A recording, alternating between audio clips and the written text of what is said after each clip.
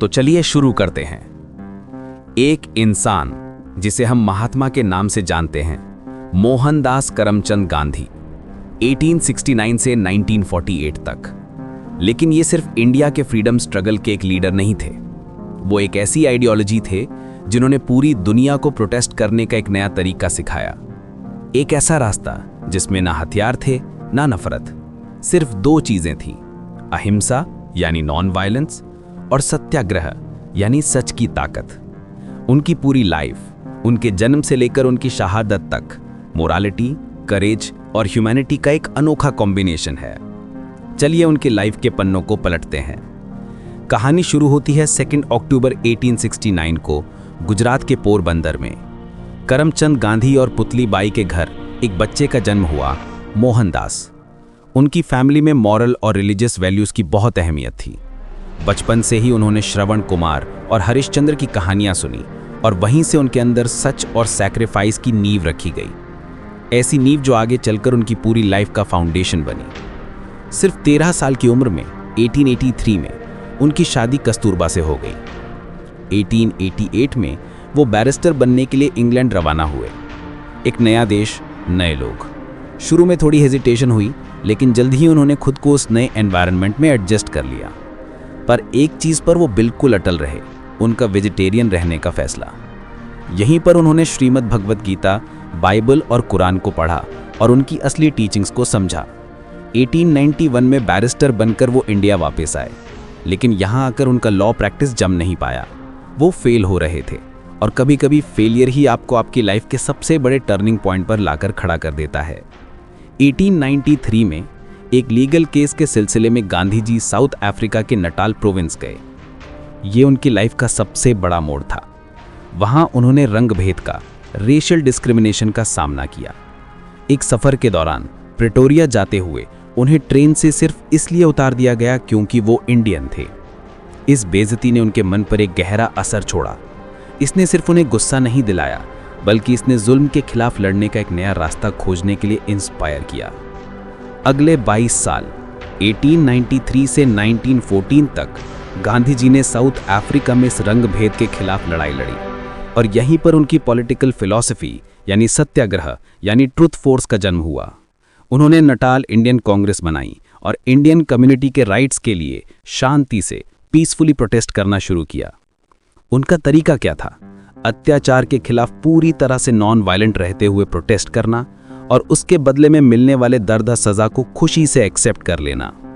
इसी दौरान वो जॉन रस्किन की किताब अनटू दिस लास्ट से बहुत प्रभावित हुए और उन्होंने डरबन के पास फीनिक्स आश्रम और जोहानिसबर्ग में टॉल्स्टॉय फार्म की स्थापना की।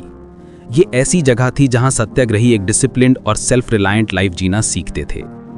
जनवरी 1915 में गांधी जी इंडिया वापस आ गए। उनके पॉलिटिकल गुरु गोपाल कृष्ण गोखले ने उन्हें सलाह दी कि पहले 1 साल पूरा देश घूमो, इंडिया की ज़मीनी हकीकत को समझो, और उन्होंने वही किया। 1917 से 1919 के बीच उन्होंने 3 छोटे लेकिन बहुत इंपॉर्टेंट आंदोलनों को लीड किया, जिन्होंने उन्हें इंडिया के आम लोगों से जोड़ दिया। पहला था चंपारण सत्याग्रह। 1917 में बिहार के चंपारण में अंग्रेज नीलकरों यानी इंडिगो प्लांटर से परेशान किसानों के लिए यह आंदोलन था। ये इंडिया में उनका सत्याग्रह का पहला रियल वर्ल्ड टेस्ट था। दूसरा, खेड़ा सत्याग्रह 1918 में। गुजरात में खेड़ा में फसल बर्बाद हो चुकी थी, लेकिन किसानों को टैक्स देने के लिए मजबूर किया जा रहा था। गांधी जी उनके लिए खड़े हुए। और तीसरा, अहमदाबाद मिल स्ट्राइक 1918 में। मिल वर्कर्स के सैलरी बढ़वाने के लिए उन्होंने पहली बार आमरण अनशन यानी फास्ट अनटू डेथ का इस्तेमाल किया। इन जीतों ने उन्हें इंडियन पॉलिटिक्स के सेंटर स्टेज पर लाकर खड़ा कर दिया।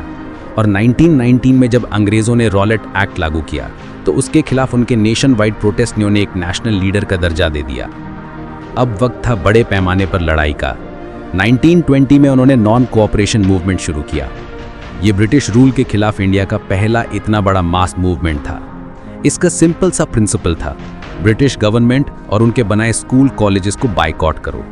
लेकिन 1922 में जब चौरी चौरा में इस आंदोलन एक हिंसा का रूप ले लिया तो उन्होंने इसे वापस ले लिया। उनका नॉन वायलेंस का प्रिंसिपल इतना स्ट्रांग था कि उन्होंने एक पूरे मूवमेंट को रोक दिया। इसके बाद आया साल 1930 और उनके लाइफ का सबसे iconic protest civil disobedience movement. इसकी शुरुआत हुई दांडी मार्च से, जिसे सॉल्ट सत्याग्रह भी कहते हैं। समुद्र के पानी से नमक बनाकर उन्होंने अंग्रेजों के नमक कानून को तोड़ा। एक छोटा सा सिंबॉलिक काम जिसने पूरे देश में अंग्रेजी पॉलिसीज के खिलाफ एक ऐसी लहर पैदा कर दी जो पहले कभी नहीं देखी गई थी। इसी टाइम उन्होंने हरिजन यानी उस समय के अनटचेबल्स के उत्थान के लिए भी काम करना शुरू किया और छुआछूत के खिलाफ पब्लिक ओपिनियन तैयार किया। 1942 सेकेंड वर्ल्ड वॉर चल रहा था और गांधी जी ने अंग्रेजों को फाइनल कॉल दे दिया, भारत छोड़ो, क्विट इंडिया, और देश को एक मंत्र दिया, करेंगे या मरेंगे, डू और डाई। इस आंदोलन ने ब्रिटिश राज की नींव हिलाकर रख दी। लेकिन आज़ादी जब करीब आ रही थी तो अपने साथ देश के बंटवारे का दुख भी ला रही थी। गांधी जी कभी नहीं चाहते थे कि इंडिया का बंटवारा हो। 1947 में पार्टीशन के फैसले ने उन्हें अंदर से तोड़ दिया था। जब पूरा देश आज़ादी का जश्न मना रहा था तो वो कहाँ थे? वो बंगाल और बिहार के नोआखली में थे। हिंदू मुस्लिम दंगों को रोकने की कोशिश कर रहे थे अपने शांति के पैगाम के साथ। उनकी आखिरी कोशिश उनके मॉरल करेज का सबसे बड़ा सबूत थी। पार्टीशन के बाद भी गांधी जी हिंदू मुस्लिम्स के बीच शांति और एकता के लिए लगातार काम करते रहे। उनके उपवास, उनकी प्रेयर मीटिंग्स शांति लाने का जरिया बन चुकी थी। लेकिन उनका ये शांति का पैगाम कुछ कट्टरपंथियों को पसंद नहीं आ रहा था। 30 जनवरी 1948 की शाम को दिल्ली के बिरला हाउस में वो एक प्रेयर मीटिंग के लिए जा रहे थे। तभी नथुराम गोडसे ने उन्हें गोली मार दी। उनके आखिरी शब्द थे, हे राम।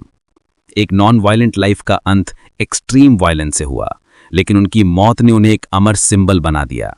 महात्मा गांधी ने अपनी फिलॉसफी यानी अहिंसा, सत्याग्रह, स्वराज यानी सेल्फ रूल और सर्वोदया यानी वेलफेयर ऑफ ऑल से सिर्फ इंडिया को आज़ादी नहीं दिलाई, उन्होंने पूरी दुनिया को नैतिकता के साथ प्रोटेस्ट करने का एक हमेशा जिंदा रहने वाला रास्ता दिखाया। उनके इकोनॉमिक आइडियाज़ में खादी और गांव की इंडस्ट्रीज को इंपॉर्टेंस दी गई, जो सेल्फ रिलायंस का सिंबल हैं। साउथ अफ्रीका के नेल्सन मंडेला से लेकर अमेरिका के मार्टिन लूथर किंग जूनियर तक दुनिया के ना जाने कितने लीडर्स उनके आइडियाज से इंस्पायर हुए हैं। उनकी लेगेसी आज भी मॉरल लीडरशिप और सोशल जस्टिस के लिए एक बेंचमार्क है। उनकी लाइफ इंसानी इतिहास की एक ऐसी मिसाल है जहां स्पिरिचुअल पावर और पॉलिटिकल एक्शन एक हो गए थे। उनका शरीर तो चला गया, लेकिन उनके विचार वो आज भी जिंदा हैं और शायद आज के टाइम में उनकी ज़रूरत पहले से कहीं ज़्यादा है।